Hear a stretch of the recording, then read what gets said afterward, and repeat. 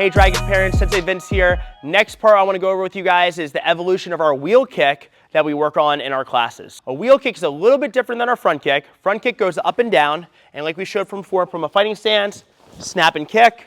From our training stance, snap and kick. Our wheel kick's a little bit different because instead of going up and down, the kick's actually going to go side to side. Couple ways we work on this in class. Now the first way they probably learn the wheel kick is from our training stance. So I go feet together just like this, and my guard comes over here. Instead of pulling my knee up, again, we're not swinging, we're bending. When our knee comes up, instead of it coming up straight like this, it's going to come out to the side just like this. It's not just coming to the side up and down, it's coming to the side and my knee is pointing sideways. When I fire the kick out, it's going to snap out side to side just like this. So my guard's up, bend and snap. Other side, same idea, bend and snap, and then I place down. When we're working on that, all we have to work on is make sure our feet stay in the same spot and we look at where we're going. A big thing a lot of kids do when they're first learning is they're so focused on the sensei teaching up front, they may not look at where the kicks are going. So we really want to urge them to turn their head as they fire their kicks to make sure they have good control. The next level to this is probably going to be from their kata. And Little Dragon, the first thing they do is they work on the slide to kick.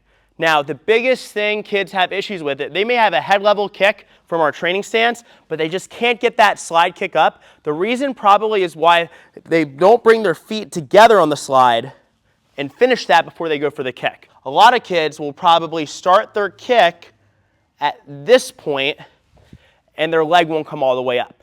It's really hard to kick when your feet are super wide. We want them to be all the way together and spotting the target before we execute the kick. So when we go through the slide kick, on my horse stance, I want to make sure my feet come all the way together, really similar to how we're in a training stance when we work on this in class. From here, they should be able to fire the kick as high as they can, kick, and what I like them to do is bend and kind of step out right into the horse stance, this position. I look over this way, our feet come all the way together before we fire the kick, our eyes are on the target, we snap, our leg is bent. We don't want to have them drop it. It should have a bend to it, and it should drop directly down. Just really focus on their feet coming together and basically tell them it's just like going into a training stance like they did in the warm-up. Now the final way that we work on this wheel kick is from our fighting stance. So we're in our fighting stance, guard up like this. And again, I know it's a little weird, but our front kick is done off our back leg. Our wheel kick is the one that's done off our front leg. Again, our knee comes up side to side on the wheel kick, so it's not going to come up like this.